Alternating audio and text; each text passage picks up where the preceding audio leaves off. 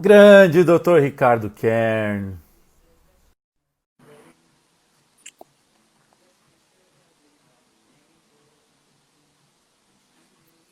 Salve, salve, E aí, meu mestre! garoto, olha aqui, ó.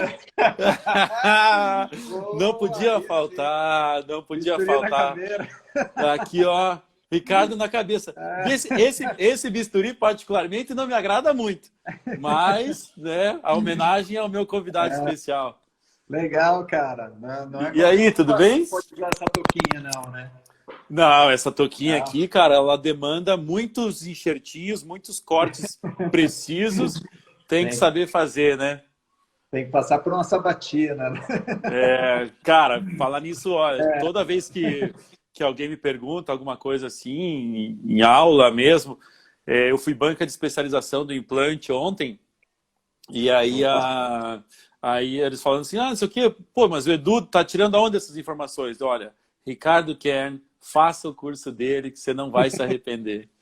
Não, Que bom, cara. Aham. foi para mim foi muito bom, cara, muito bom. Como eu te liguei aquela vez, né? Para quem não sabe, o pessoal que está entrando aí, o Ricardo foi o cara que me ensinou a raspar com uma cureta Grace em 12 horas. Foi o cara que me ensinou o que era 12 horas. Mil, Não era só para dois mil. almoçar esse horário, né? Não era só para almoçar, né, cara? 2001 isso. Você, meu Monitor, monitor de periodontia. monitor de pério, exatamente. É, Fiquei além gótico. disso, além disso, acho que a minha passagem pela faculdade no início, ela foi muito mais tranquila porque tinha você e o Manfroy, né, cara? Porque senão eu ia ficar apanhando de todo o calor de vocês, ia ficar levando trote. No primeiro trote a gente já levou você para tomar cerveja, cara. Foi demais, cara, foi demais. A gente parou a turma inteira no auditório e falou assim, não, só vai sair daqui dando dinheiro. Eu disse, não, mas como assim? Cara, vem comigo, você não vai se arrepender. Então tá bom, então vamos. Então, Nada de estamos aqui. sacanagem, né? Não, foi Isso de aí. bom, cara. Foi um trote bastante valoroso para todo mundo. Legal, Kern, cara. cara, antes de mais nada, muito obrigado, cara. Ter você Valeu, aqui, Du. Nossa. assim como os outros, né? É muito especial porque, graças a Deus, eu tenho excelentes amigos, cara. E você é um cara que, quando você coloca a tua agenda, algumas vezes está escrito em língua que eu não faço ideia do que é. Não dá para traduzir, não dá para fazer uma onomatopeia daquilo. E No eu Google fico muito. Tradutor. Imprime lá e dá uma tradução. Nada.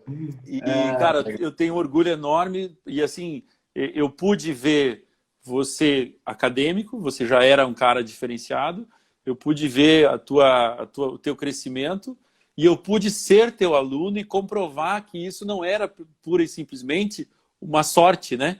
É aquela, ele deu sorte, não. A sorte acompanha aqueles que treinam, aqueles que se dedicam. O Oscar Schmidt, Monsanto, sempre dizia, quanto mais eu treino, mais sorte eu tenho.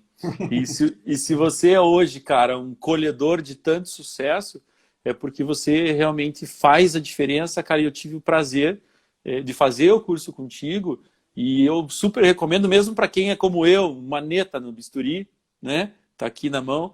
O cara da É, né? o É. cara da prótese, sim, porque essa pegada que você tem é muito legal. Você consegue fazer essa relação muito legal. Não, mas o curso é uma junção, né, do conhecimento de prótese com a parte cirúrgica, né? Eu acho que para levar o nível de reconstrução da que a gente tenta levar, ele exige o conhecimento da parte de prótese. Então, inclusive quem vem com muita mão de cirurgia, ele acaba encontrando o contrário do que você encontrou, a informação da face da prótese, né? Da visão de da protética, de como fazer a manipulação, desenhar provisórios, escolhas de abutment e tudo mais. Então, eu acho que é o caminho, né? A reabilitação ela não pode ser uma visão separada, a gente tem que integrar, né? Para um nível que a gente quer chegar, é isso aí. É, Então, é legal, E, cara. e eu gosto muito da maneira com que você encara, cara, que você simplesmente você transcende a especialidade e você faz as pessoas pensarem, você tem a paciência de fazer com que eles desenhem no DSD, e aí a gente vê também aquelas pessoas que estão começando com isso, a tua sequência lógica. Então, cara, é um prazerzaço. Hoje eu me sinto muito mais à vontade para olhar um caso e falar, não, isso aqui vai ter que ser resolvido, ou com o Batman, né? O Rodolfo estava aí também, ou a gente vai resolver com o Batman, ou a gente vai resolver com o pediculado, ou a gente vai rotacionar isso, vai jogar para lá. Aí as pessoas olham, tá, mas de onde você tirou isso? Cara, eu não sei fazer, mas eu sei que dá. Mas sabe qual que é o caminho, né? Eu sei qual é o caminho, né? Mas, na verdade, até se eu voltar lá, eu vou saber na teoria fazer, mas a minha mão não funciona isso, não funciona dessa maneira. Cara, de novo, muito, muito obrigado. É uma baita satisfação. Eu conheço você desde 99, 98, 99. Então, ter você comigo aqui no Projeto Pocket é uma baita honra. E quando você tiver sem nada para fazer e quiser estar aqui comigo, vai ser muito bem-vindo. Quando eu falei para alguns amigos que você viria, cara, falar com a gente, eles disseram assim, pô, ó, Milcão, querido, aí, falar nisso vai ter um artigo aí de vocês saindo, né? Ele falou ontem. Quando eu chamei você e tal, e o Milko ontem, o Milko falou uma parte cirúrgica e você vem falar sobre design de prótese, alguns amigos falam assim, cara, mas como assim, bicho? Pô, pega o Kern para falar de, sei lá, de conjuntivo, não sei o quê, não sei o quê, não sei o quê. Eu falei, não, mas a ideia é essa. É mostrar que um cara extremamente especializado em técnicas de reconstrução da área vermelha tem e deve e informa e nos ensina muito bem a trabalhar com a prótese e o vice-versa do Milko, né? É um cara tão bom na área branca, trabalhar também tão bem. Então, cara, eu queria... É muito fácil. Por favor. Um esculhambar com o outro, né? Exatamente. Chega lá, a prótese esculhamba com a cirurgia e vice-versa, né? Você sabe, eu peguei um caso para refazer lá, que você tinha feito enxerto, e ficou tão bonita aquela gengiva, eu falei assim, da mãe da Aline, que está nos ouvindo, querida. E eu falei, meu Deus do céu, se eu errar agora, o Ricardo já fez tudo, cara. Como é que eu vou explicar isso? E como é que tá o caso? Tá legal? Tá já fechou, ficou bem legal. Agora a gente vai fazer uma sessão de fotos final aí, até para dar uma aulinha de fotos para ela. E aí eu te mando essas fotos. Que ótimo. É bom porque às vezes a gente perde o follow-up dos casos, né? Você faz a cirurgia e depois, no longo prazo, alguns acabam perdidos. Então, bacana receber, e principalmente receber uma documentação de qualidade. Né? Não, eu vou fazer até... Não, bacana. Não, pode... Não sei se vou chegar aos pés do Marcelinho, mas foi ele que me ensinou, então vai dar para ter o mesmo padrão. Meu irmão, fala pra gente, querido. Na verdade, assim, eu queria até, se você pudesse, contar um pouquinho de você, cara, da tua história. E eu gosto que no curso você falou sobre isso, eu acho muito importante. E uma coisa que eu admiro muito, cara, é que por mais que você esteja no mundo, você é o mesmo Ricardo de sempre. Você tem você é o Kern, entendeu? Você tem, é isso que você tem a zelar, quem você é e não o que você faz. O que você faz não te define. Ricardo Kern te define. Isso é muito legal e a gente percebe isso, quem conhece você. Então eu queria que você contasse um pouquinho dessa tua história e por que você consegue hoje, dentro desse teu aprendizado, desse teu nível de aprendizado, por que o design da prótese finaliza nisso, na importância de casar as duas coisas e não esculhambar, como você falou. Legal. Então, vamos lá, Edu. Eu acho que... Bom, eu me apaixonei pela pério lá no comecinho, dentro da faculdade ainda, porque me ofereceram um aumento de coroa clínica no segundo dia de clínica. Quem que é um moleque, assim? Quem que é um moleque que olha assim, pô, vou fazer uma cirurgia, então sabe como é que era na federal. Se você tomasse conta do teu canto lá, você estava liberado para operar. Exato. Então, por desafios, né, assim, era legal operar, era uma coisa nova, eu acabei engajado na pério muito cedo. Mas a odontologia, ela sempre foi apaixonante, a clínica e a necessidade também, porque você sai recém-formado, você vai encarar a clínica geral, né? Você vai tentar abrir um consultório, trabalhar para alguém e muito difícil você vai conseguir executar a especialidade. Eu fiz clínica, até hoje faço alguma coisa de clínica ainda e fiz prótese. E aí, beleza, passaram-se alguns anos nessa vida de clínica. No comecinho fiz a especialização, terminei a especialização, fiz o meu mestrado, e aí entra um fato eu acho que é interessante nesse pós-mestrado aí. Quando estava terminando o mestrado, logo na sequência, eu tive meu primeiro filho, minha primeira filha, né? E, cara, eu passava um final de semana assim, aqui em Curitiba, e o outro não.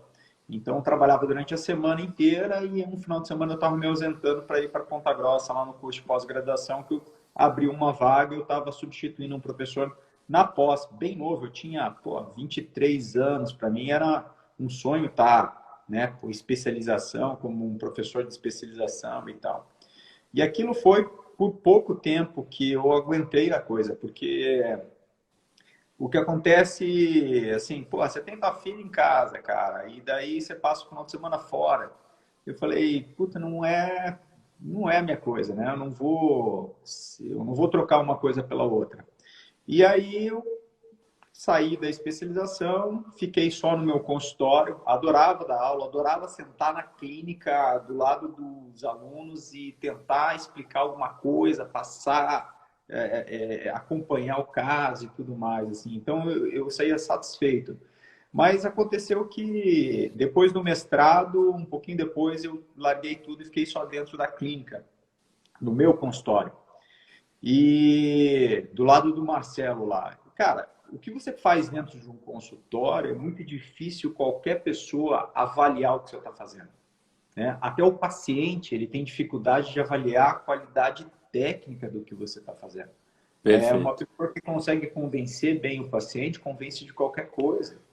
Inclusive que aquela coisa se tornou complicada ou que uma coisa, um caso que estava favorável, você entregou ele bom, não excelente, você fez o trabalho ok. Às vezes você pega você reconstrói uma papila. Porra, qual que é o desafio disso? Muito grande, né? Então, são coisas assim que até durante esses anos todos que eu fiquei dentro do consultório, a gente... e eu não fiz muita formação, cara. Eu não saí fazer cursos, eu não saí fazer congresso. Eu gostava de ler uns artigos de vez em quando, de coisas que me interessavam e tal, e a gente ia ali, tentava achar algumas soluções para tentar evoluir. E mais isolado, cara. Nunca mais dei aula nem nada. E chegou um ponto que eu e o Marcelo, a gente lidando com as reabilitações de prótese, sobre implante, a gente tentava desenhar o tecido gengival. Então, tinha que aprender não só a reabilitação ou fazer enxertos ósseos maiores, mas tinha que aprender como fazer enxertia de tecido mole e não ficava bom ainda. A gente tinha que aprender a condicionar. Nessa necessidade, a gente juntou um monte de coisa. Primeiro, planejamento. Fotografar, planejar na fotografia e saber que aquilo que a gente estava planejando na fotografia era aplicável. Perfeito. Esse desenho é uma ferramenta fantástica de comunicação com o laboratório. Então, essa foi a primeira coisa. Porque a gente fazia extrações, prótese, daí queria receber uma prótese imediata tampando os alvéolos e como que o laboratório ia mandar para a gente exatamente o que a gente queria. E aí entrou o planejamento digital. Eu comecei a fotografar os casos na clínica para fazer planejamento, não para fazer cirurgia. Eu não fotografava cirurgia. A ideia, deixa eu fotografar. Eu comprei minha câmera, comprei meu computador para fazer planejamento. Aí fomos fazendo planejamento, as próteses, os enceramentos, as próteses imediatas ali assim, começaram a vir redondinha. A minha comunicação com o Ricardo Bressan, que é o meu técnico até hoje, cara, é fantástico. Queridaço. E tal. Então, e desse passo, se eu estou fazendo fotografia do início do tratamento, vamos começar a fotografar algumas coisas de cirurgia. Mas eu não tinha aplicação para aquilo, eu não dava aula nenhuma. E fui coletando alguns casos e tudo mais. Beleza. Aí entra uma coisa curiosa nessa questão. Você está lá no teu consultório, isolado, volta para casa, cuida da criançada, a criançada já crescendo e tudo. Isso passaram 10 anos depois do mestrado. Inclusive, só fui pegar meu canudo do mestrado esse ano. Você acredita? Tava lá no UTG. Tava tão bem resolvido aquilo para amarelo. você. Até o 10 dia que alguém anos a perguntou, mais, cara, comprova mas aqui. Ai, cara. tava Muito lá, bom. tava amarelo já. Aí, cara, eu entrei num tal do Facebook, né? Facebook, olhando as fofocas, vendo o que o pessoal tá fazendo, acompanhando a vida dos outros e tudo mais, botando foto de comida, filho, viagem, Aquela coisa muito útil, quase um PubMed, né? Exato. Aí descobri um grupo, cara, que era o InSurgery do Ricardo Scotton, que é aqui de Curitiba. E eu comecei a acompanhar o grupo. Eu achei fantástico, cara, que a gente poderia ver o caso de um cara lá do Rio Grande do Sul que ele fez, postou, fazer pergunta pro cara, né? Fazer uma dica, ou pegar uma dica e ver, pô, que legal, cara. Daí acabou de um caso do cara de São Paulo, aí tem uma outra cirurgia, você fala, pô, que legal. Eu acho que eu passei uns 6 meses tomando coragem para postar o meu primeiro caso. Porra, eu não sou digno de postar o caso, sabe? O que o pessoal vai falar, porque é um treco diferente. O Aquele se colocar à funcionamento. prova em determinada fase da vida, né? Você se colocar sob júdice de alguém. Pois é, eu tô quieto aqui, cara. Uhum, tá bem, tô com a minha família, tá tudo. Aí foi lá, cara, postei um caso, que era um caso de reabilitação de hábito total, com condicionamento total, um caso, puta, bem bonito, que a gente tem a gengiva de um primeiro molar, é um caso que eu mostro no curso até hoje, um caso que está fazendo 11 anos agora.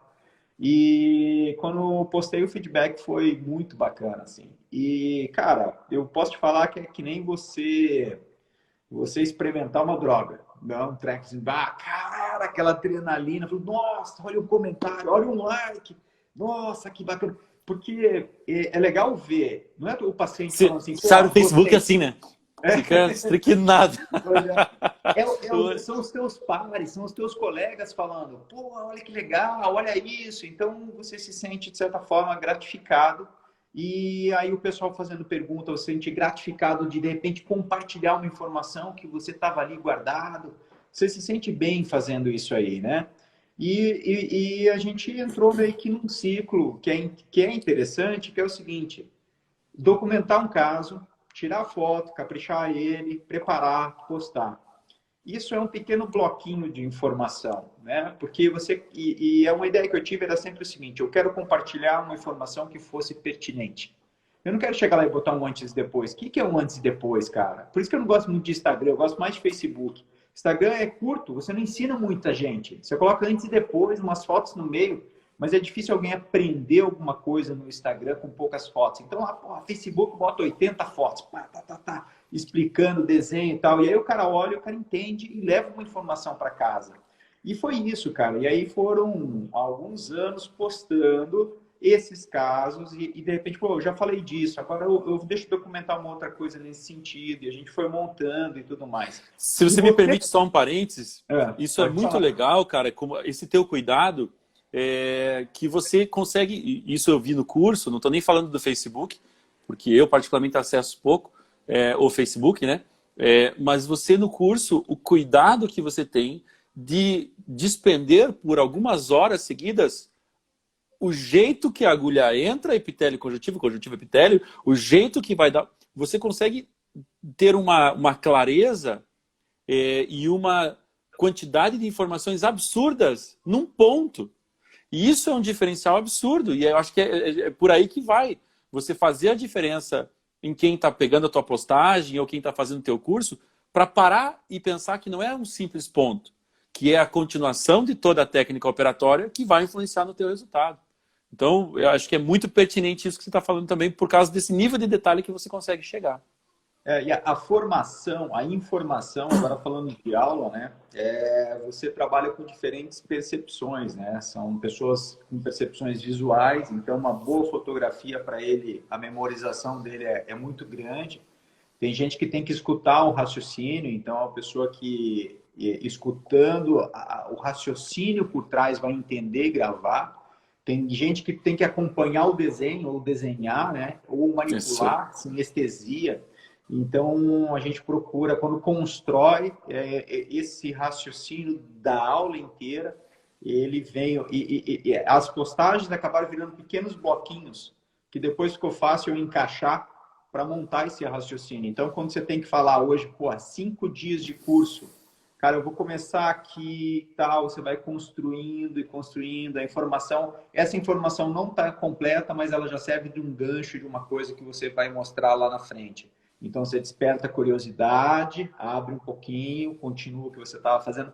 Então, assim, ó, cara, essas coisas aí acabaram montando. Não, aí tá. Do Aí você Facebook, estava no Insurge, estava rolando né? legal esses bloquinhos. E aí? Aí começou a aparecer. Aí o Ricardo Escoton me mandou uma mensagem um dia, cara. Ele falou assim: Ricardo, muito legal teus casos e tal. Você tem um material? Não, na verdade, me convidou para tomar uma cerveja primeiro. Vamos tomar uma Ele sempre cerveja, é. eu quero ver e Ele tal. faz isso. Beleza. E aí a gente foi lá bater um papo e ele me convidou então para dar uma aula no curso deles. Eu tinha de material, algumas horas de material, a gente selecionou, eu dei uma aula lá numa manhã para eles, no último dia do curso deles e tal. E começaram a partir disso, cara, pequenos convites para ir fazer aula. A turma do Marcelo, a especialização de prótese, em Florianópolis me chamaram para dar uma aula. Começou a aparecer umas pequenas oportunidades aqui e fora, porque eu participava de um grupo muito grande em inglês também postando. E as oportunidades apareceram fora também, né? E lá pelas tantas eu recebi um convite para fazer uma palestra, para fazer um curso e uma palestra na Alemanha, em Baden-Baden, cara.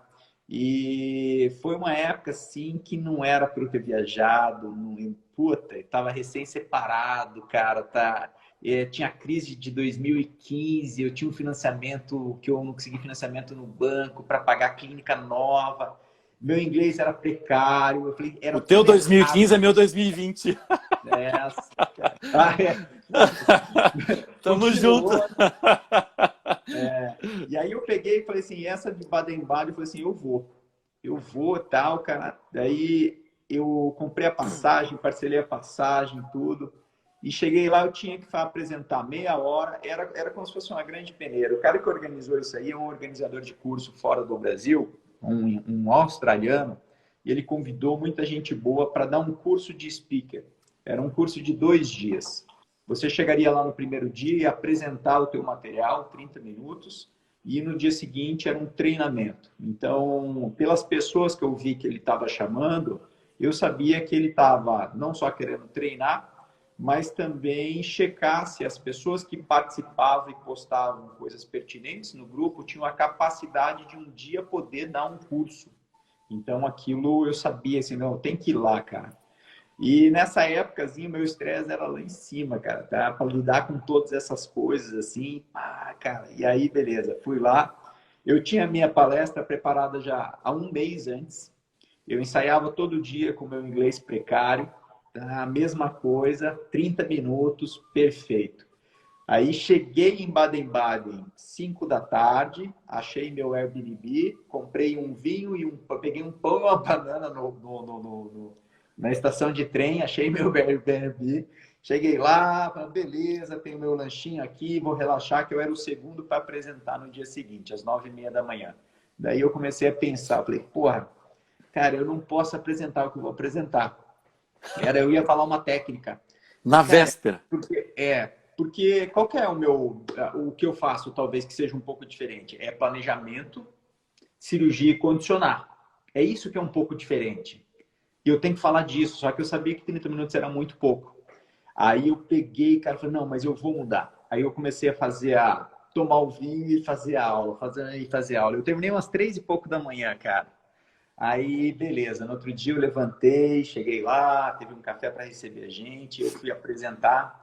Segundo para apresentar, eu fiquei em pé, eu apresentei os 30 minutos, a posição dos meus pés durante os 30 minutos não saíram daquela posição. Os neurônios disponíveis, cara, Focados. estavam ali focados para achar as palavras em inglês corretas para eu desenvolver o raciocínio. E beleza, cara, a hora que eu terminei de apresentar, e tanto que a minha crítica, né, depois do treinamento Ricardo, tal, você tem que se mexer, né? Se mexe, né? Eu me mexo, mas em português eu me mexo. Em inglês já trava um pouco. E aí eu levantei, cara, a hora que eu levantei, a hora que eu parei, o cara que era o organizador, ele levantou. E isso aí foi nas instalações da clínica do Adipalt, cara. É um cara lá da Alemanha que ele é o coordenador do COI na Europa, né? E o Lincoln, que era o cara que organizou o curso, ele levantou e ele falou no sotaque australiano dele alguma coisa muito rápida, assim, ó. Eu vi o que eu gostaria de ter visto. Você conhece Vegas? Tipo, eu entendi, mas eu não entendi. O que tem a ver Vegas? Será que é uma outra palavra que eu não peguei ou não? Vegas? Será que é Las Vegas e tal? E eu, aquela cara assim de... ele falou assim, ó, você tem um convite para apresentar o seu trabalho do ACOI em Las Vegas e tal. Cara, aquilo me desmoronou, assim. Eu peguei aquele estresse que eu tava durante meses de tudo, financeiro, separação, inglês, a clínica, tudo, para pagar as contas, aquele redemoinho todo, assim. Ele foi embora naquele segundo, cara. A hora que eu botei minha bunda na cadeira, sentei na cadeira assim, cara, parecia que o negócio foi... Cara... E o libertação. que eu fazer o resto do dia? Ficar vendo os caras apresentarem. Aí eu vi as outras apresentações, gente boa demais, cara. Tipo, tem speaker, cara, hoje que tá... roda o mundo, assim. Foi uma seleção muito legal de pessoas naquele evento lá. E à noite tinha uma festa e tal. O que aconteceu? Daquele dia, no dia seguinte, cara, eu fiquei doente pela primeira vez na minha vida, que eu tive gripe. A primeira e única vez na minha vida que eu fiquei gripado com tosse foi no dia seguinte do negócio. Porque assim, baixou os adrenalinas. Vagabundo, você abusou de mim esse tempo dia. Me deixa quietinho. Vai ficar isso, cara. E aí de lá as oportunidades apareceram. Eu fui lá, dei um outro curso, o pessoal queria saber onde que era uma aula, o pessoal queria saber do meu curso, se eu tinha curso no Brasil, queria vir para o Brasil, cara. Aí a gente montou o curso aqui no Brasil. Metade das pessoas que foram eram meus amigos, o Cassiano, a Patrícia, galera que vieram para colaborar. E ali ela começou a se estruturar esse projeto, né? O projeto agora que já tem alguns anos, ficou bem sólido, tanto aqui como fora. Então a gente tem durante o ano inteiro, ou tinha, né, uma agenda com os cursos e tudo. Então, porra, cara, isso possibilitou, a odontologia me presenteou assim, com uma guinada em termos de oportunidade de maneira ímpar, né? Então... Não, eu acho que você presenteou a odontologia com essa guinada, cara. Porque, sabe por que eu digo isso, Ricardo? Porque até estava ouvindo uma live do Paulo Vinícius Soares falando com o Bruno Reis e acho que com o Gus Petris, e falando assim, quanta gente tem muito boa escondida nos seus consultórios. E você conseguiu, nesse momento, chegar e falar, não, peraí, porque graças a Deus, e a odontologia no Brasil é muito boa mesmo. Tudo bem, tem seus problemas, mas ela é muito boa. Ela é tecnicamente muito capaz. E muita gente boa nos seus consultórios está apagada. Então, eu digo ao contrário. Você é um presente para a odontologia. Porque você saiu do consultório e falou assim, não, peraí, eu vou atrás da minha paixão. Cara, e de verdade, cara, você não sabe para mim como está sendo bom ouvir essa tua história. É isso aí. E aí foi, cara, porque existem coisas que aconteceram que eram engraçadas, né? Ou foram engraçadas. Então, eu tinha o meu canal de comunicação, eu mostrava meus casos, você pode avaliar o que você está vendo. Então, eu vou lá aprender com o Ricardo, e o cara vinha no curso aqui em Curitiba e dava feedback para outras pessoas e o curso era consistente.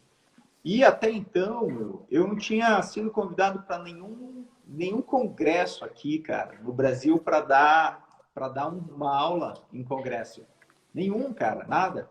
Porque eu acho que as pessoas já se conhecem há bastante tempo, dentro de um meio já bem posto, e eu, um outsider, né? De fora do Facebook e tudo mais. Eu tinha participado e recebido convites fora do Brasil para alguns congressos, cara, que eram, porra, em vários lugares. O próprio COI, que é um dos maiores congressos do mundo, cara, porra, 2.500 pessoas dentro da sala. A Academia Britânica de Odontologia Estética, porra, cara, tem vários convites. E daí, assim, falei, pô, uma hora eu pensei, pô, nunca vi aula num congresso no Brasil. E aí até que eu recebi um primeiro congresso na Neodente, o Sérgio Bernardes estava comigo num congresso em Szeged, na Hungria, cara. Ele foi lá dar aula, eu fui dar aula. A gente sentado tomando cerveja, eu falei assim, porra, vai ter congresso da Neodente e tal. Ele olhou para mim assim, porra, a gente não convidou você? Peraí, vou dar um jeito. E há 2 semanas pro congresso, ele ligou para alguém, oh, abre um horário aí e tal, você aceita? E, Abre a vaga pro Ricardo. Vamos lá. Sensacional, essa palestra um dia antes eu não estava nem na impressão, eu não estava, né? No caderninho lá não existia. Meu cara, mas então, como eu legal, conheço, cara, bacana. como eu conheço, deve ter sido o melhor presente, cara, porque assim, eu sou um suspeito para falar, porque além de eu ser muito feliz com os amigos que eu tenho, eu sou muito orgulhoso dos amigos que eu tenho. E cara, quando eu falo, por exemplo, do Sergião que está nos ouvindo aí, que eu te apresentei ele no seu par, que é o cara que trabalha comigo lá em Balneário. Ele falou, como assim? Você conhece o Ricardo Kern? Eu, sim, cara, o Ricardo Kern é meu contemporâneo de faculdade. Como assim, cara? Tipo, você é um cara tão diferenciado que as pessoas... Tá, mas ele tem amigos? Claro que tem amigos. Ele é excelente, mas ele tem amigos. E graças a Deus, Ricardo, bastante, né? E graças a Deus bastante, né? Cara, me diz uma coisa. Eu acho que um grande diferencial, e por isso que eu pedi para você falar do design da prótese, é você ter esse conjunto da cirurgia com a prótese. Então, eu queria que você trouxesse para a gente...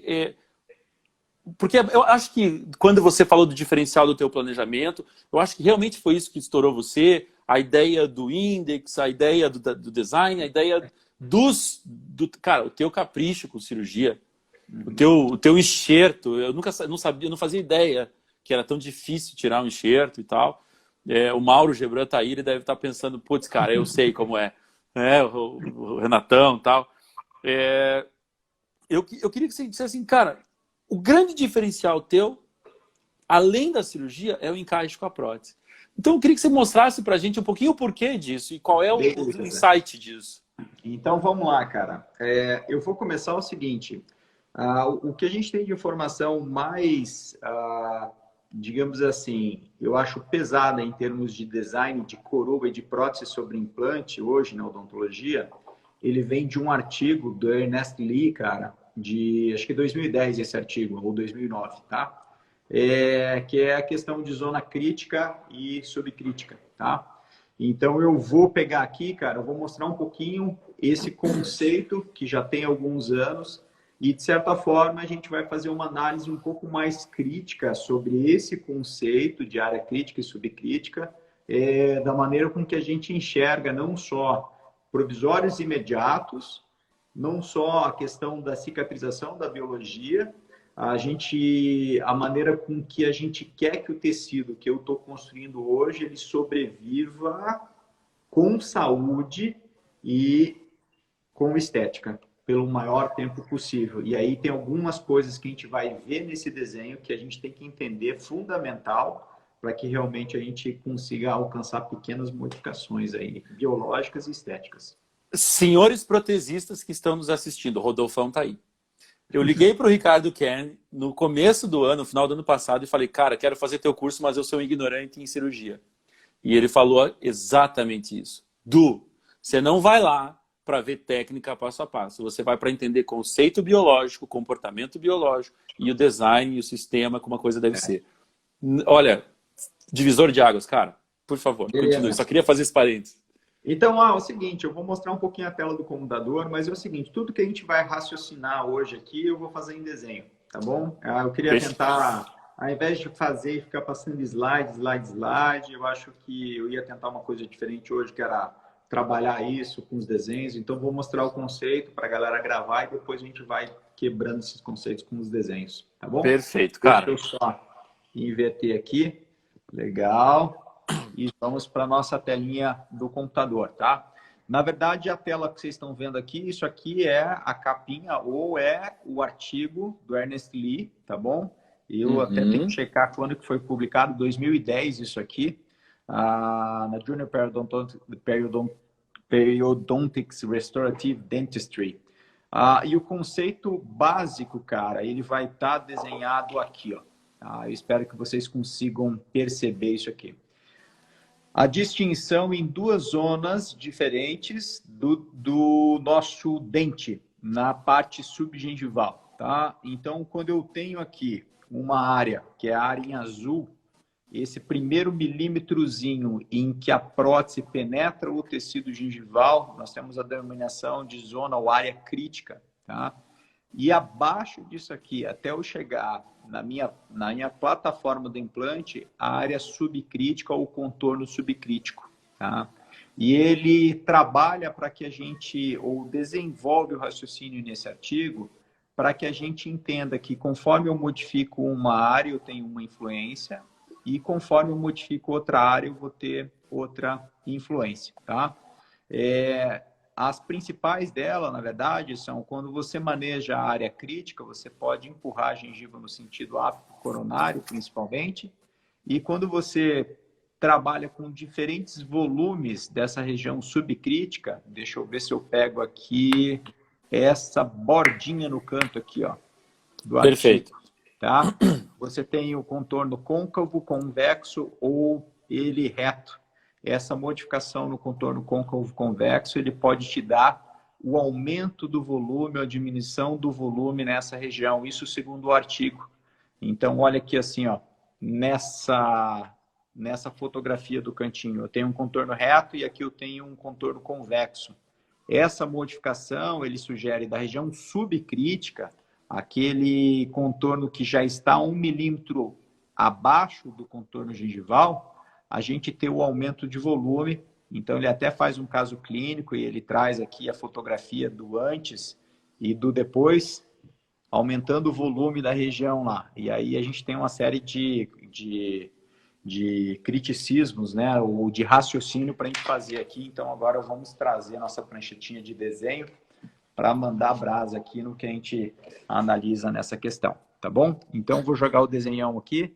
Eu espero que fique bacana o nosso desenho. E durante a apresentação, de repente, a gente puxa uma ou outra informação em relação à fotografia de casos clínicos, tá? Perfeito. Então, numa prótese que eu tenho aqui, eu vou ter perfil da coroa. Aqui não é muito segredo para a gente.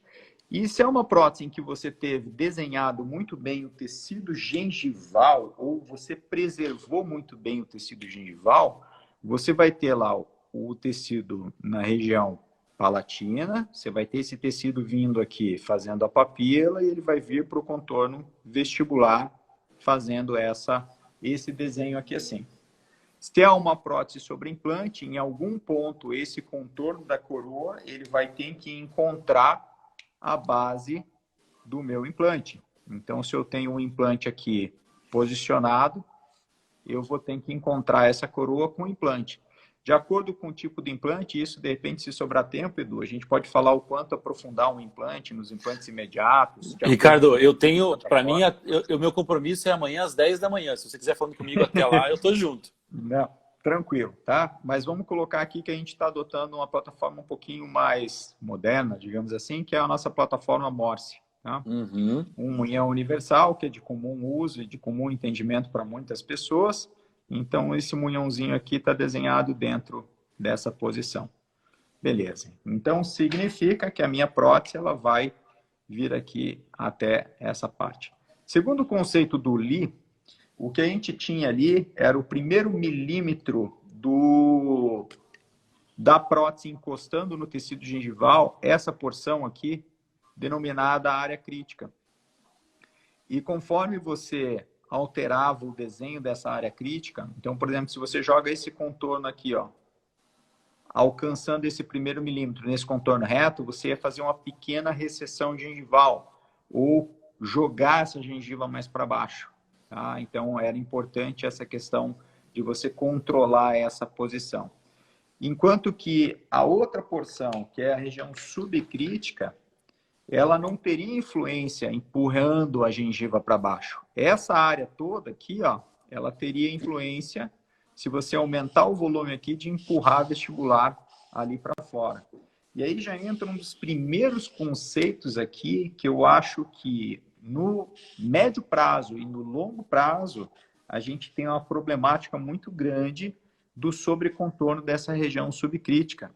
Toda vez que a gente trabalha com contorno subcrítico muito convexo, muito barrigudo, você pode, de maneira de curto prazo, empurrar o tecido gengival ganhando mais volume nessa posição. Isso pode acontecer.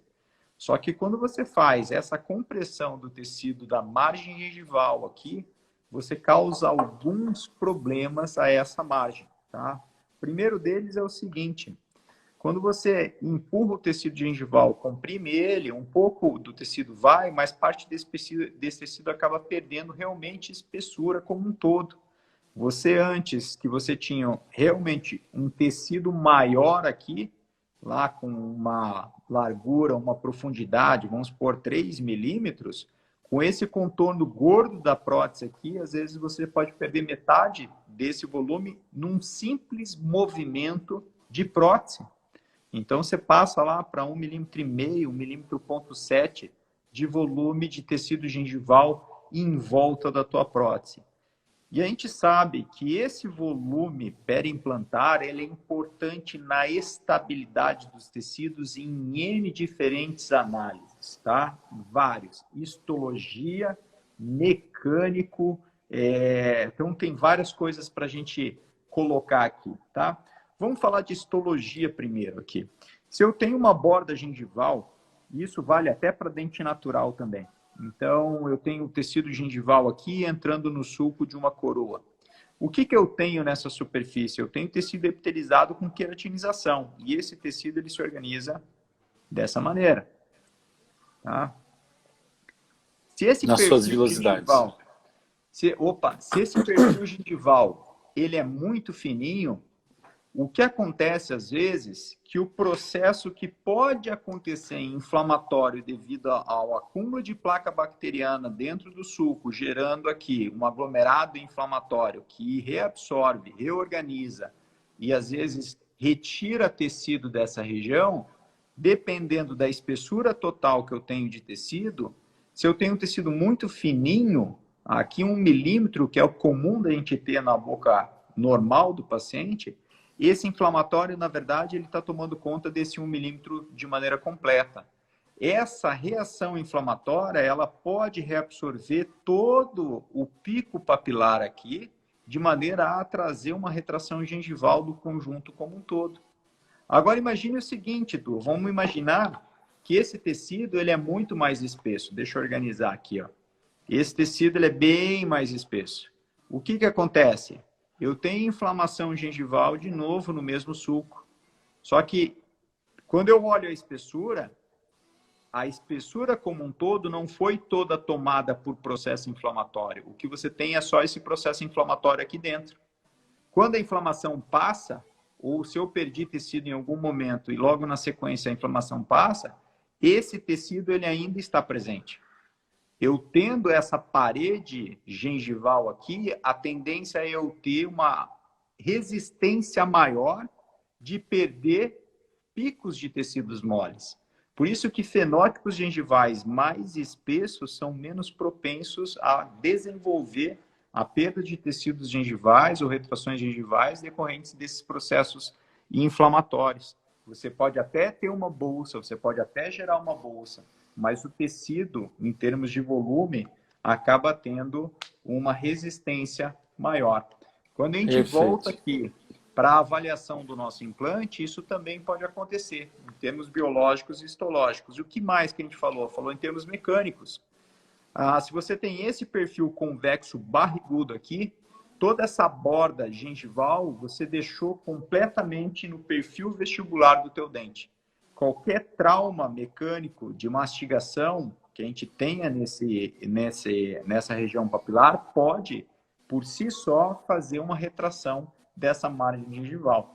Enquanto que perfis convexos, eles vão esconder grande parte dessa borda ou dessa gengiva abaixo da prótese, sem o trauma direto desse alimento. Então, mecanicamente, o tecido acaba ficando mais estável em volta dessa coroa protética. É como se criasse uma rampa que, ao invés de bater direto na mucosa, ele passa direto em função dela estar escondida, né? Exatamente, tá? Então, aqui, nessa questão, o perfil convexo, deixa eu virar aqui de novo, o perfil convexo, ele pode fazer com que você tenha instabilidade do tecido no médio prazo e no longo prazo, às vezes você nem chega lá. Quantas próteses sobre implante hoje a gente recebe e você tem aquela coroa mais alongada? Você desparafusa a prótese, a primeira coisa que você vê é aquele perfil barrigudo da prótese que foi instalada naquela região. Beleza, o que vou fazer agora? Vamos fazer então um enxerto de tecido conjuntivo. Antes de meter a mão na lâmina de bisturi, alívio da coroa. Transformar um perfil convexo num perfil côncavo para abrir espaço não só para o meu enxerto, mas que o tecido que seja criado naquela região realmente ele tenha uma organização exatamente.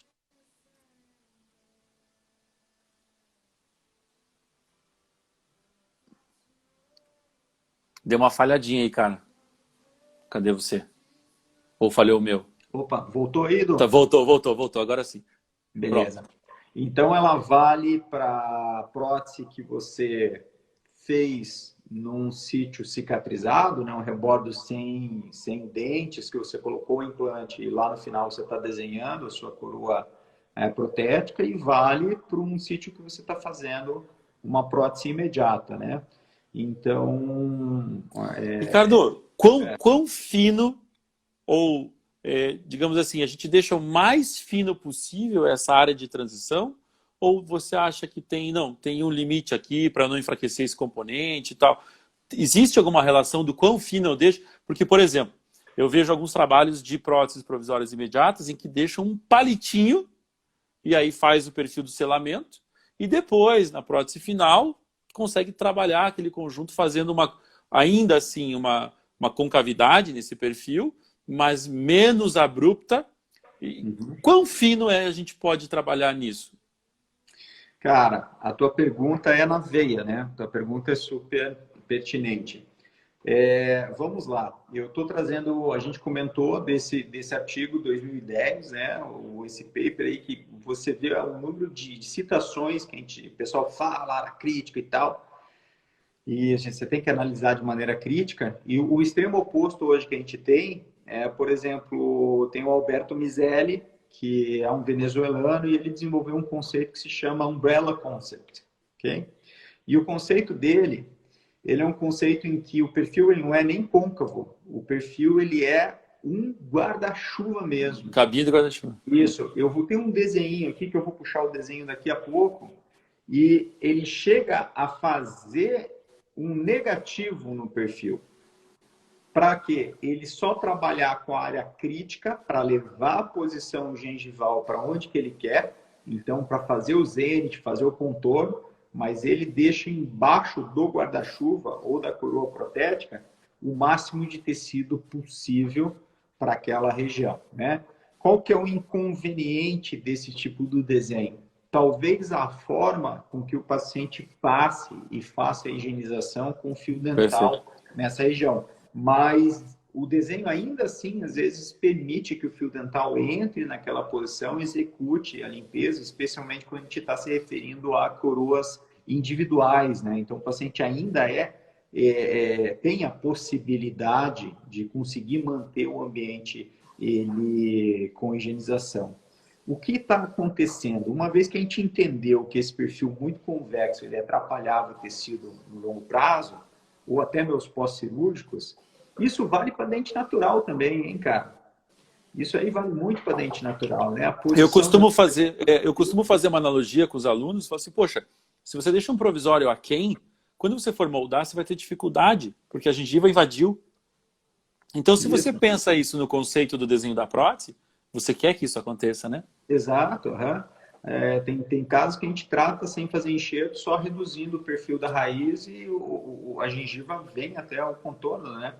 Bom, mas vamos lá. O que a gente foi mudando durante esses anos era deixar de fazer o perfil gordinho para um perfil mais reto. Depois a gente viu que era mais interessante fazer côncavo. E a gente está aumentando cada vez mais essa convexidade. O que eu vejo hoje é realmente não tentar fazer ele negativo para cima, mas fazer ele o mais côncavo possível, sem que a gente tenha retenção ou ponto de retenção ao fio dental de placa bacteriana. Então, essa é a ideia. Traz ele mais fino possível, sem que você tenha um ponto onde é que você vai ter o fio parado,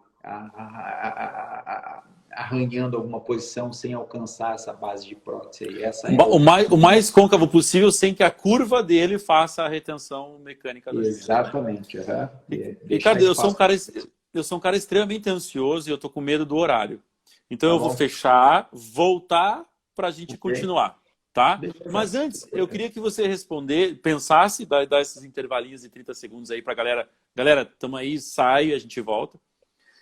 Quando você fala do perfil convexo da prótese, essa espessura do tecido menor, e você explicou da fisiologia, da questão da inflamação, isso se dá pela aproximação de epitélio do sulco mais epitélio vestibular ter uma menor capacidade inflamatória do que o conjuntivo, ou simplesmente pelo tecido como um todo ser mais fino?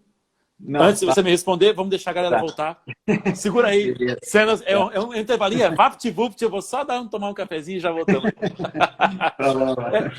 Antes de mais nada, tudo bem eu gravar e deixar isso salvo no canal do Pocket Prots? 100%. Antes que eu beba, te amo. Só um pouquinho, vamos lá.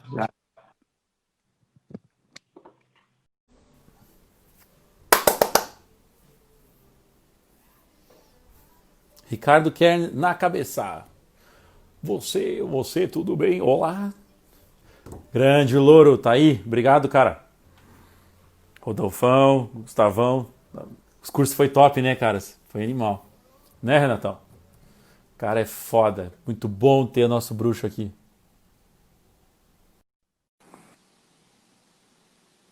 O Dani.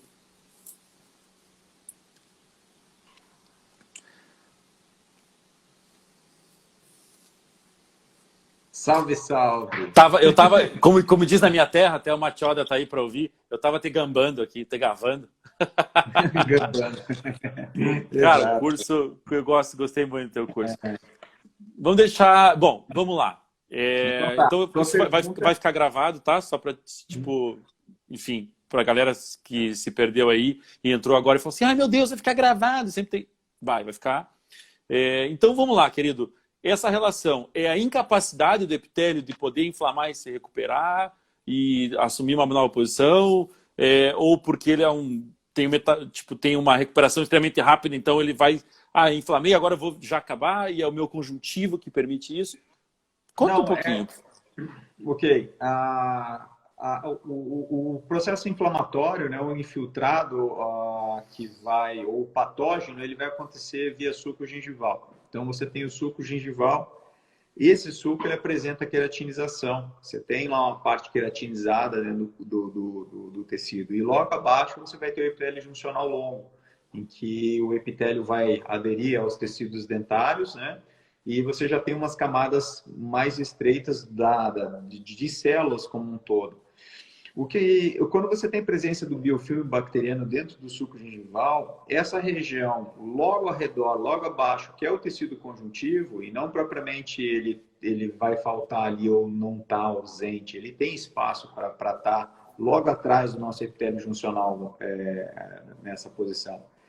E ele vai desenvolver um processo inflamatório. Só que o processo inflamatório ele envolve uma área de inflamação, conforme você tem o desafio patogênico dessa região lá. E um número de células ou uma área mínima em que esse processo de inflamação ele acontece. Então, se eu tenho esse tanto de tecido necessário de inflamação para defender aquele biofilme bacteriano que está dentro do suco gengival, e o meu tecido ele é mais grosso, você significa que grande parte desse tecido não está cometido por inflamação ou resposta inflamatória. Se esse processo inflamatório ele é mais agressivo a ponto de desorganizar totalmente as células existentes ali e de repente promover uma migração desse processo de adesão ou de distância biológica, você ainda tem esse tecido gengival presente ali nessa posição. Ou seja, você esteticamente tem menos chance de ter retrações gengivais. Agora, se você tem uma gengiva com um fenótipo bem fininho, mesmo que o desafio inflamatório ele não seja muito grande, às vezes o infiltrado inflamatório já toma todo o corpo daquela papila. Então, quando Não tem você quem tem... segure as pontas. Exato, tá? Acontece na estrutura óssea também. Então, se você tem um pico ósseo ali assim, e, bom, a gente já discutiu isso. Você lembra no curso, quando a gente falava sobre salsarização? Sim, perfeito, lembro. Beleza? Vamos puxar a brincadeira aqui do desenho? Esse é Vamos, bora super lá. legal. Então tá bom, porque daí já puxa uma coisa na outra, eu acho interessante isso aqui. E Deixa aí, eu se você virar já aqui. puder dar o link para o posicionamento do implante que você queria falar também, só para você não esquecer. Vixe, esse é longo, hein, mano? Tá. Tá bom. Então vamos lá, vamos trabalhar um Você está em conceito aqui. casa. Tá, tranquilo. Vamos trabalhar um conceito aqui que era o seguinte. Pode ser processo inflamatório, pode ser salsarização. Em ambos os casos, a gente está falando em destruição do tecido ósseo para migração do tecido gengival de maneira apical, tá? O mais conhecido que a gente tinha era justamente o processo de salsarização que acontecia no hexágono externo. Então, eu tenho o meu implantezinho de hexágono externo aqui e vamos colocar duas situações distintas aqui, Duzão. Vou colocar aqui, eu instalei esse implante com uma borda óssea bem gordinha e a outra borda óssea mais fininha. Tá? Então, coloquei lingual, vestibular aqui. Isso é legal. Bacana. Se eu instalei um hexágono externo, e dependendo da qualidade da minha conexão e tudo mais, eu tenho, durante a função mecânica sobre o hexágono externo, essa coroa que eu instalei aqui, mesmo sendo um abutment de titânio.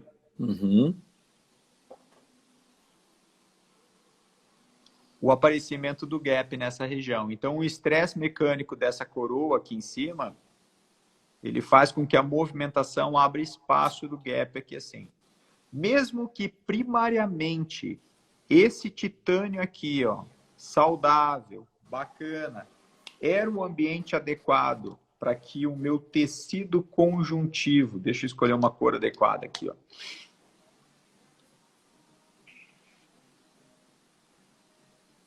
Pudesse fazer a adesão aqui, ó, estipulando o que a gente chama de distância biológica em cima do meu implante, ou seja, o meu tecido conjuntivo, a junção epitelial consegue selar o caminho das bactérias até encontrar o tecido ósseo, isso aqui que é a nossa distância biológica e o sentido da distância biológica acontecer, mesmo que eu tivesse essa região saudável aqui em cima, a hora que começa a aparecer o gap da prótese aqui, essa contaminação gerada, né, o fluido entrando e saindo dessa conexão toda hora aqui, vai fazer com que a contaminação bacteriana acontecendo mais apicalmente do que a distância biológica, não adianta eu ter a distância com o inimigo, né, Lá a distância dentro. biológica, a defesa com o inimigo nas suas costas. Você tem que recuar para não deixar que a contaminação entre ou chegue no tecido ósseo. Então, a salsarização era o processo que a gente tinha, a reabsorção do tecido ósseo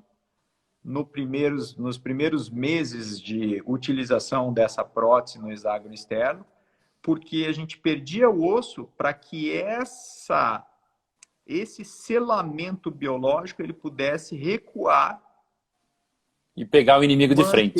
Exato, mantendo isolado qualquer contaminação que pudesse vir do gap ou do sulco gengival. Esse processo pode ser via sulco, eu estou só comentando também do gap. Então, você tem lá, se você tivesse um pouquinho de inflamação gengival, você pode ter essa migração, o início de periimplantite, e migrar toda essa adesão perdendo osso, porque essa migração vai acontecer às custas da reabsorção do tecido ósseo, certo? A salsarização tem uma distância apico-coronária, né? O coronária apical, que era quase 3 milímetros, 2 ponto alguma coisa, né? Que eu perdia de osso para acomodar aqui esse tecido. Eu tenho uma distância nesse sentido e eu tenho uma distância também Horizontal. nesse sentido aqui, Perfeito. horizontal, um pouquinho menor, tá? E isso aqui gera vários conceitos que a gente trabalhou em odontologia até agora. E tem muita gente que ainda trabalha e não sabe por quê. Olha só, lembra que eu falei lá da gengiva? É a mesma coisa, tá? Porque se eu tenho um osso espesso aqui, eu vou ter a perda óssea, mas você não teve recuo do pico ósseo aqui. Porque o envelope gerado pela reabsorção está internamente a essa crista óssea aqui. Essa crista ainda vai segurar a margem gengival na posição correta. Certo?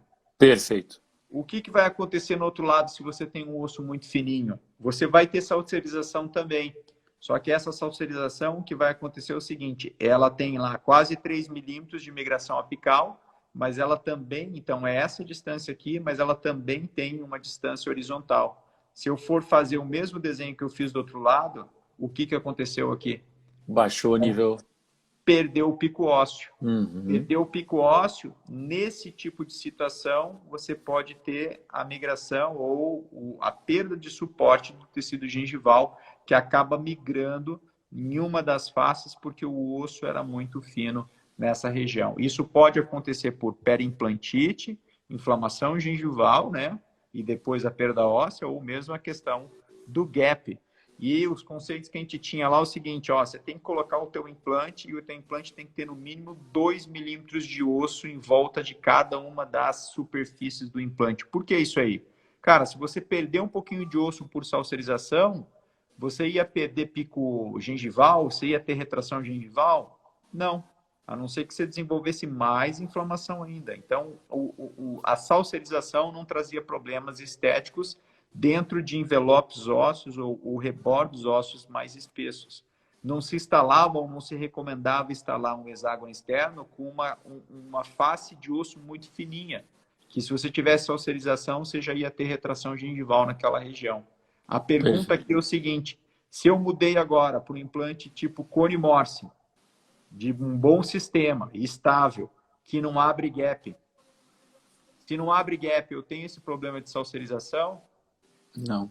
Não tenho. Então, eu posso, num implante estável, instalar ele, mesmo tendo uma tábua óssea, às vezes, mais fina nessa posição, tá? Nem sem necessidade daqueles 2 milímetros. Outro conceito era, não se instala um implante mais próximo 3 milímetros um do outro, hexágono externo. Por quê? Você instala um hexágono externo perto do outro, salserização em um, salserização no outro, as duas salserizações vão baixar o pico interproximal, você vai perder papila. Aqui entra um conceito interessante também, Du. Só antes da gente mexer ou ir para frente, tá? Por favor. Olha só. Se você perder o osso nessa situação, você ainda mantém a crista óssea na posição, o tecido gengival ainda está estável, correto? Beleza. Agora, se eu perder o osso aqui, ó, perdi crista, correto? Beleza. Agora vamos olhar, porque a gente só está falando de osso, vamos olhar para o tecido gengival. O que eu tenho no tecido gengival? Você tem uma faixa de tecido queratinizado, e aí entra outro conceito interessante aqui. Cada vez se demanda a ter mais tecido queratinizado em volta do implante. Por que isso aí? Vamos jogar essa situação justamente nesse exemplo que a gente está usando aqui. Se eu tenho uma faixa de 2 milímetros ou 3 milímetros de tecido queratinizado somente, o que vem depois? Você tem tecido mucoso. O que a gente tem abaixo da mucosa lá, Iduzão? Musculatura. Musculatura, beleza. Então, na situação inicial, essa musculatura, ela estava aderida nessa crista óssea aqui, correto? Perfeito. Se você teve salserização ou periimplantite e perdeu essa crista óssea, aonde que essa musculatura ela está inserida agora? Essa musculatura ela está fazendo um processo de adesão quase que sobre os tecidos moles que supostamente deveriam estar aderidos, promovendo o selamento da entrada do sulco para o caminho ósseo. Ou seja, a minha distância biológica, o meu selamento biológico aqui agora tem uma musculatura tracionando ela, e essa adesão aqui não é nem de perto tão forte como esse processo no dente natural que tem fibras de Charpey. Ele é facilmente rompido. E aqui você uniu dois mundos ruins. Um osso fino, um tecido com pouca queratinização, e esse processo, normalmente, ele tem uma certa continuidade. A literatura com peças aqui e lá, com artigos aqui e lá, mais ou menos desenha um mapa parecido nessa situação. Agora, se nessa situação, com pouco osso, perda óssea, você tem uma grande queratinização aqui, um tecido bem espesso, a musculatura está lá embaixo e a tua distância biológica ainda é estável, mesmo com uma leve perda. Então, o ideal é ter um bom tecido ósseo e um bom tecido gengival. Embora, às vezes, um bom tecido gengival consiga segurar a barra com situações pobres de tecido ósseo e, às vezes, vice-versa. Então, Perfeito. Teve um encontro do ICOI, do ICOI, como a gente chamava aqui, né? Em 2016, acho que talvez antes, até 2015, não, acho que é 2013. E foi no Positivo, eu acho que até encontrei você lá e tal. E o Michi veio falar e ele disse exatamente dentro desse conceito em que o implante cuja plataforma não é favorável, como é o hexágono externo, como não é o hexágono externo, com um bom tecido conjuntivo, com uma boa margem de tecido queratinizado, é melhor do que uma boa plataforma cônica com pouco tecido, né? Então é bem dentro dessa fisiologia que você explicou, sensacional. Veio uma pergunta aqui, Ricardo, que acredito que, enfim, a pergunta se é possível a osseointegração sobre o componente. Acho que a pessoa pode estar pensando que quando há uma migração, às vezes há um crescimento sobre a plataforma do implante conemorse, mas acredito que não chega a osseointegrar, ou chega? Deixa eu te falar uma coisa, Edu. A implantodontia começou com implantes de titânio maquinados, lisos, sem tratamento de superfície. Tá? No coelhinho, né? O que é um abutment? Não, na boca. Os primeiros implantes não tinham tratamento. Durante muitos anos, os implantes eram lisos. Entendi. Você olhava o implante e não tinha tratamento de superfície. O que é um abutment? Nada mais uma superfície lisa de titânio. Exatamente. Então, você pode ter um processo que é exatamente o que a gente tem lá de trás, desde que você tenha o tecido estável, não tenha o gap para baixo, né? E que você, para cima desse abutment, o que você precisa? Você precisa de uma área biocompatível para que o selamento exista, né? Porque se você não tem uma área biocompatível em que o teu epitélio juncional pode acontecer, o teu tecido conjuntivo pode aderir ali, ele tem que aderir em algum lugar. Ele vai ter que migrar. Então, se você tem gap, ou se você tem um material não biocompatível, acrílico, cerâmica, zircônia glesiada, né? Você tem cobalto cromo. Então, o que mais? Cara, são superfícies não biocompatíveis. Você encostou, você colocou dentro do tecido gengival essas substâncias ou esses materiais dentro de um alvéolo fresco, o tecido conjuntivo está ali. Pô, o que eu tenho aqui? Um acrílico, uma cerâmica. Eu não consigo fazer adesão aqui, eu não consigo fazer selamento. O que eu faço? É um material estranho. Eu tenho que me defender. Ele cria queratinização. Queratinização é o quê? Então, eu tenho epitelização, produção de queratina. O que é isso? É sulco. É o que a gente chama de sulco. É onde que a sonda entra, sem travamento, sem barreira, sem nada. É onde a bactéria entra. É onde o fio dental entra e vai ter que promover a limpeza dentro daquela região sulcular.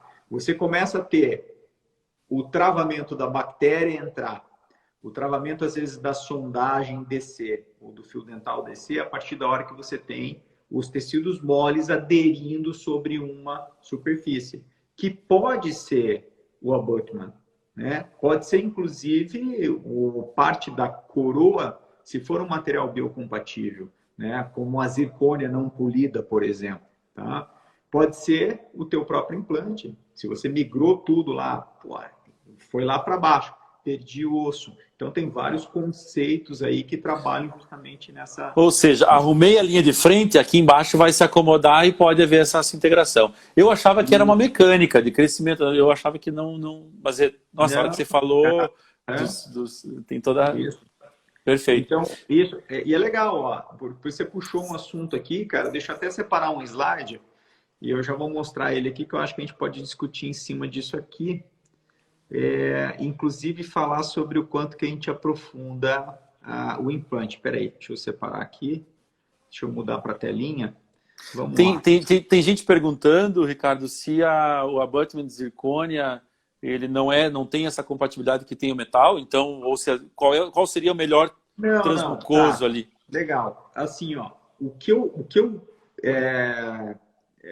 que a gente tem hoje na literatura é que a zircônia, o titânio e um outro material que é o PIC, né, é um plástico, né, são materiais biocompatíveis.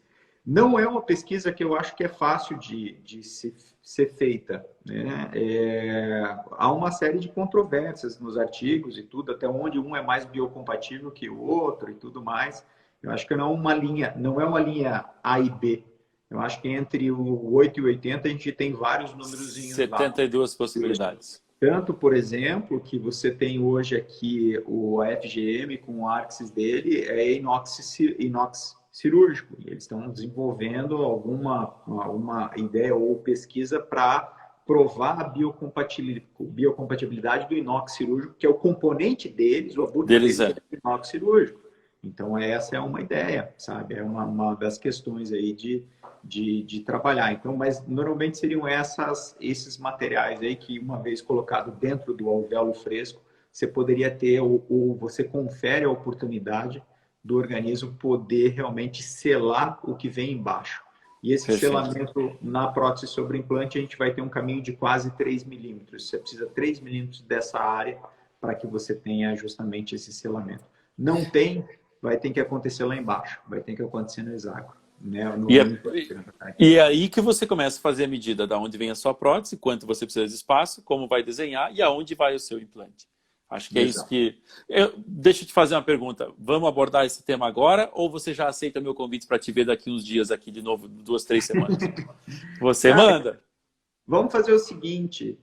Eu acho que a gente pode separar legal um material para falar sobre o aprofundamento de diferentes plataformas do implante, o quanto que cada uma deve ser aprofundada, de acordo com a plataforma e o tipo do abutment que se escolhe para fazer, tá?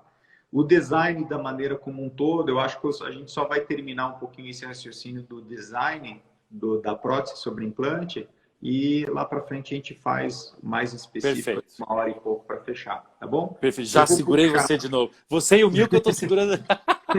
O Milkão já vi várias vezes. O Milko, terça-feira não marco ninguém. Terça-feira é só o Milko. Terça-feira, eu posso na terça. Não, terça é o Milko. Terça é o meu chileno. Não, legal, mas a hora que você saiu e entrou da live lá, eu olhei, porra, tem 10, 12, 15 lives, cara. Eu falei, cara, onde é que tá o Edu aqui? Daí você demorou um pouquinho, foi lá tomar uma água. Eu fui porque, em geral, ele manda salvar no Stories e ele me mandou salvar no IGTV, no Instagram TV. Aí travou ali, puta, daí vamos voltar.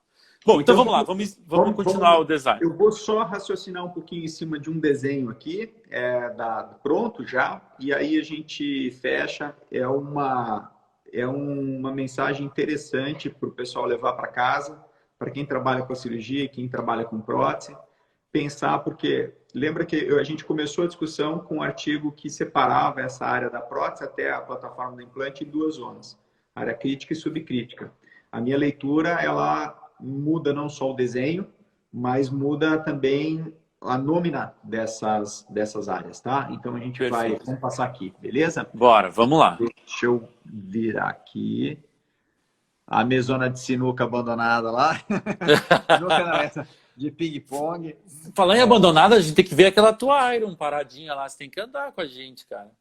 O quê? Não, agora eu tô andando. Eu arrebentei o tendão de Aquiles, né, cara? Agora lembro.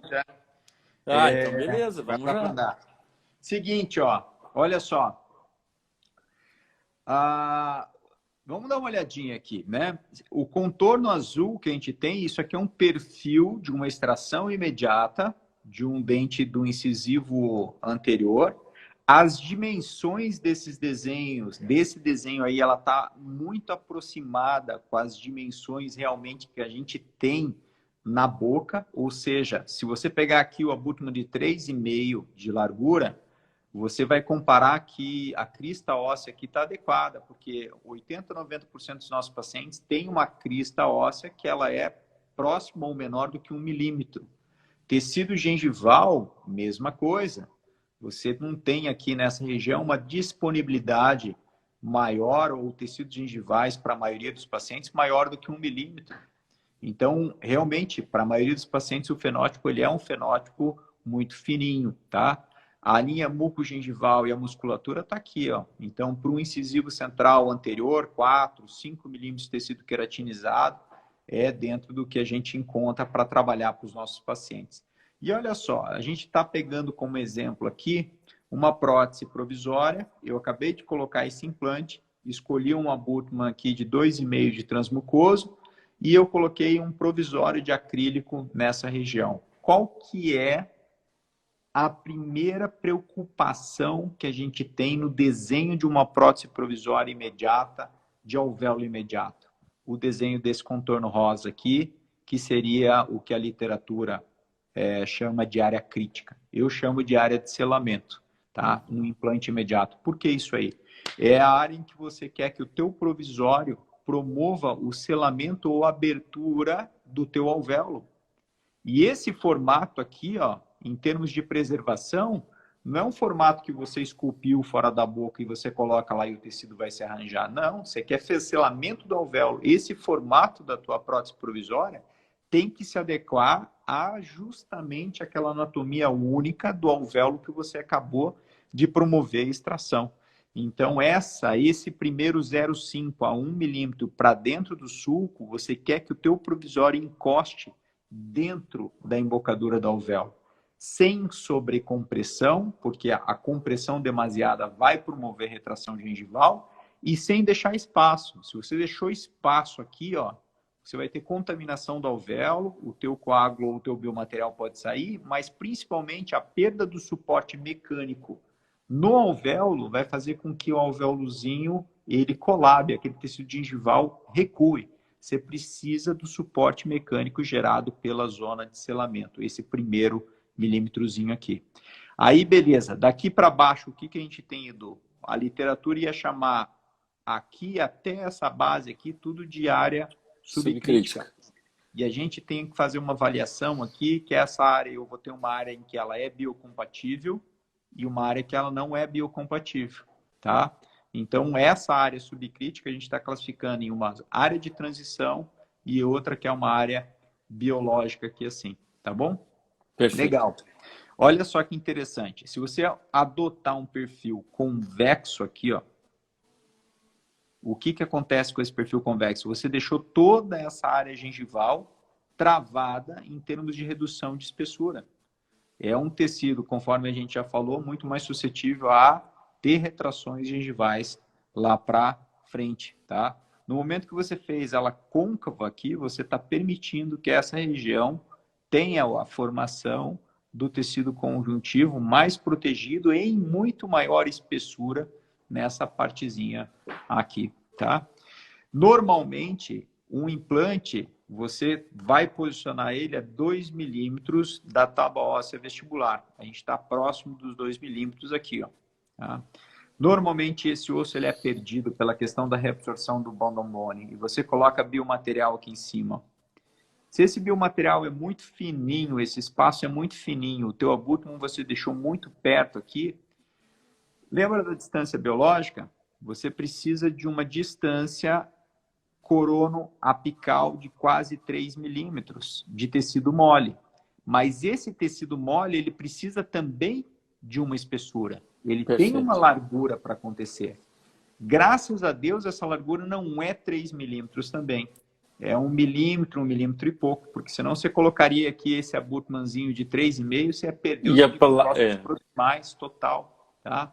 Então, quando se coloca muito perto o implante ou o abutment da tábua óssea vestibular, essa distância horizontal da distância biológica pode fazer com que você perca o pico ósseo formado na cicatrização aqui, ou do biomaterial ou da própria tábua óssea vestibular. Um dos principais fatores, dentro de todos os fatores envolvidos no pós-cirúrgico imediato, de implantes imediatos, de retração da margem gengival, dentro de todos os fatores, o que mais influencia é a posição do implante. Quanto mais perto da vestibular esse implante está, mais o nível de retração acontece. Quanto mais palatinizado a gente joga o implante, menor a retração ou a percentual de retração gengival nos pós-cirúrgicos imediatos desse paciente.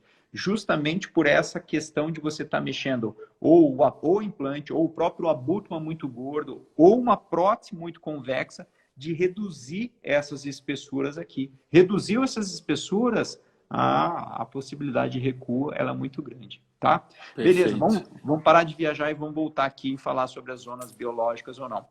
Ó, a gente pode entender que se eu fiz esse provisório de acrílico, tá? Esse provisório, aonde que o tecido conjuntivo encostar aqui nele, eu não vou ter formação de distância biológica, não vou ter o selamento. O que vai acontecer aqui? Queratinização e sulco, correto? Suco. Uhum. Então, toda essa parte amarela é sulco. Aonde que o tecido tem uma área biológica disponível? Na partezinha verde, que é no corpo do meu abutmanzinho ali. E eu quero, cara, que todo o meu implante ele esteja disponível para ter deposição de tecido ósseo ou na beirada ou sobre a plataforma do meu implante. Então, eu quero promover acima do meu implante toda a distância biológica possível. Então, sempre que possível, eu tento adotar um transmucoso de 2,5 de altura. Esse desenho não linear, esse desenho quase em S aqui, ó, de pescocinho de 2,5, ele quase acomoda os 3 milímetros necessários de tecido biológico ou de material biológico para que o conjuntivo faça adesão aqui em cima, nessa região, sem necessidade de remover o osso das bordas do meu implante. Cada vez que eu vou trazendo essa conexão para baixo, a tendência é que o osso vá se acomodando mais para baixo também. Até o exemplo mais extremo de eu fazer uma conexão hexágono externo aqui nessa posição. Eu vou perder o osso por salserização e essa migração, tá? Perfeito. Legal. E aí acontece uma questão que é o seguinte, ó. Quanto mais profundo, só para a gente deixar a nossa deixa para depois. Quanto mais profundo eu tenho que colocar um implante aqui, o que vai me definir isso aqui? Principalmente a escolha do abutment. Por que isso? Qual que é a função dessa zona amarela aqui que a gente chama de zona transição? Cara, simplesmente sair desse diâmetro aqui ou desse formato da plataforma do abutment para chegar nesse formato da zona de selamento, correto? Perfeito. Então, se eu tenho a embocadura do alvéolo grandona e uma plataforma estreitinha, eu, para ter um perfil de emergência sem área de retenção, eu tenho que aprofundar essa plataforma um pouco. Porque se eu deixo essa plataforma aqui em cima, vamos supor que eu não aprofundei muito em meu implante, coloquei o meu abutment mais para cima, deixo ela aqui em cima, o que aconteceu para eu vir daqui para cá? Ficou reto. Um ângulo... Então vai parar fio dental, vai parar placa bacteriana. Então eu preciso de um perfil que o paciente consiga limpar. Quanto maior a diferença desse diâmetro para o outro, ou dessa posição de margem para essa, mais você tem que aprofundar essa zona de transição. Isso, exatamente. Então, como não é uma área biológica aqui, e eu ainda quero deixar os 3 milímetros de área biológica aqui, eu tenho que instalar um implante ou um abutment de 2,5. Se eu contar aqui que eu tenho que ter zona de selamento, quase 1 milímetro, aqui 2,5 milímetros, automaticamente aqui eu já aprofundei o meu implante em torno de 3,5 milímetros, só por causa dessa zona e dessa zona, sem contar a zona de transição para fazer esse desenho. Então, esse é um dos fatores importantes aqui. Agora, se eu pegar e usar um abutment que fosse totalmente customizável em titânio, vamos supor que eu posso desenhar o titânio, ou posso desenhar, por exemplo, o PIC. A gente usa muito o PIC pela facilidade de desenhar. Ambos são materiais biocompatíveis, correto? Perfeito. E se eu posso desenhar, o que eu posso fazer com ele? Se eu colocasse o implante aqui em cima, ao invés de aqui embaixo, colocasse ele aqui em cima, e aí eu conseguisse desenhar esse perfil para chegar muito perto da embocadura do alvéolo, para fazer o selamento aqui. Eu estou usando um material biológico para fazer justamente a transição entre plataforma e a minha área crítica. Então, num implante em que eu vou customizar o aborto, eu não preciso enterrar tanto o implante, porque eu consigo fazer esse caminho, essa transição do formato do implante até a embocadura do alvéolo no material biocompatível. Isso muda muito a maneira como você traz essa tua zona biológica mais próxima da zona de selamento e a zona de transição para inexiste, né? No caso desse conceito.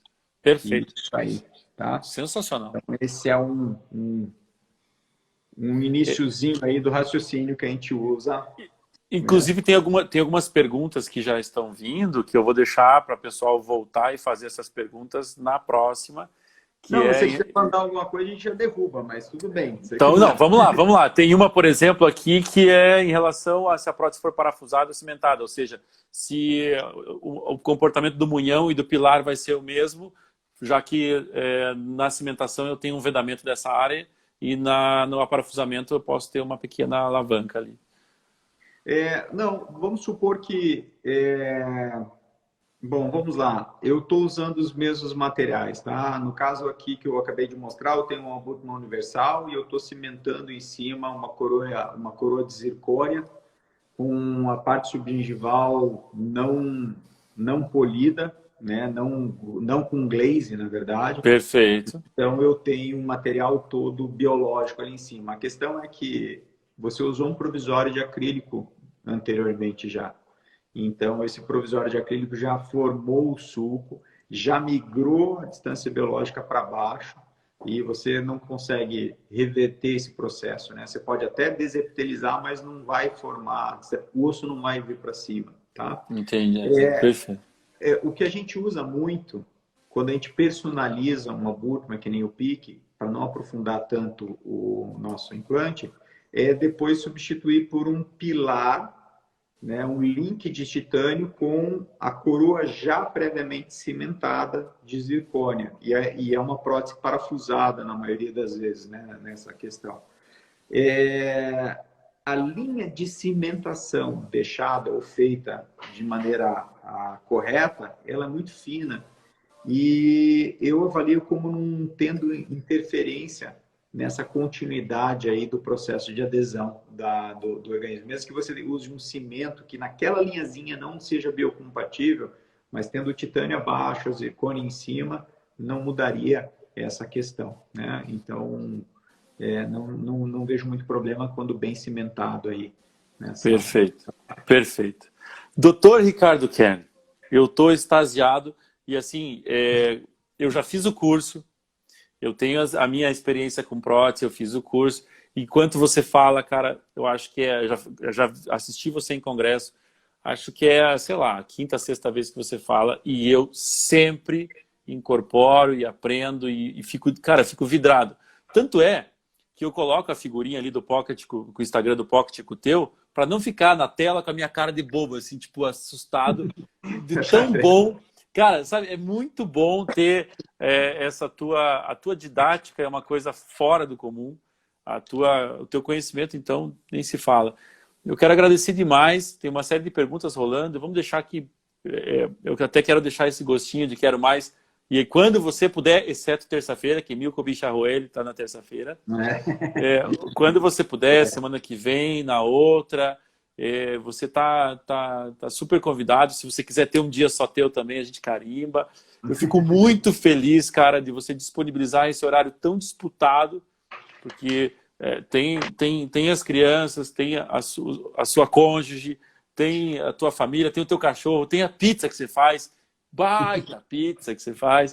Cara, obrigado por você doar essa tua disponibilidade de conhecimento, de didática, de calma e de atenção no que você tá explicando. Você tem um cuidado para saber se a gente está entendendo. E isso você é um professor nato, cara. É muito bom ouvir isso. Muito bom ter você aqui comigo, cara. Obrigado de coração, meu companheiro. Obrigado pela oportunidade de estar aí, bicho. E agradeço. Eu só vejo no thread ali nossos amigos, meus amigos aqui, cara. Só Tem gente muitos, né? bacana. Agradeço a todo mundo aí que está dando uma passada aí para dar um oi e acompanhou. Obrigado mesmo, tá? E Imagina, obrigado cara, pela quero deixar um beijão para todo mundo que esteve conosco. Cara, eu estou muito feliz, novamente, obrigado. E aí, quando você puder, enfim, dar uma data, a gente organiza essa data para frente. Eu me sinto muito especial, cara, porque o mundo inteiro chama Ricardo e Ricardo me atendeu. Cara, obrigado mesmo. E a próxima, Valeu. a gente vai beber aquela cervejinha, vamos fazer, né? E se Deus quiser, quando acabar essa quarentena, eu quero fazer aquele rolezinho de moto junto. Opa, boa, tranquilo. Falou. Tá bom? Valeu, Douglas. Boa Irmão, noite a todos, pessoal. obrigado. Obrigado. Bom descanso. Beijo para todo mundo. Vai ficar gravado no Pocket Prótese. Segue lá, Ricardo Kern segue aqui. Beijo no seu coração. Antes que eu beba mais, te amo, irmão. Obrigado, cara. Falou, tchau, tchau. Valeu.